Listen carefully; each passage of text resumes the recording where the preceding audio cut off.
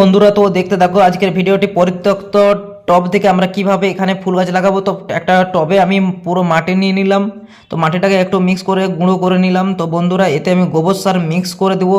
তো গোবর সার কিছু পরিমাণ আমি নিয়ে নিলাম। তো একটা পাত্রে আমি গোবর সারটাকে একটু মিক্স করে ফেলবো এবং শক্ত মাটিগুলোকে একটু গুঁড়ো করে ফেলবো।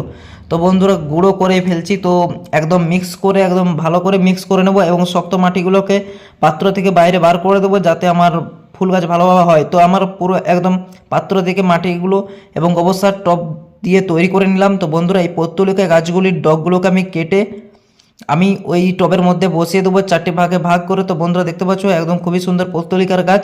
তো এই ডিজাইনটা তো আমার লাগানো হয়ে গেছে। তো বন্ধুরা, দেখতে পাচ্ছ চারটা ভাগে ভাগ করে আমি চারটা ভাগে বসিয়েছি। তো এটা হলুদ ফুলের গাছ, আর মাঝখানে একটা লাল ফুলের গাছ দিয়েছি, যাতে খুব সুন্দর টবটাকে সাজানো যায় পরবর্তীকালে। তো বন্ধুরা, আমার কমপ্লিট। তো এবার আমি খড়ের তুষ দিয়ে দিলাম, যাতে জল দিলে ভেজা থাকে এবং মাটি ভেজা থাকে। তো চলো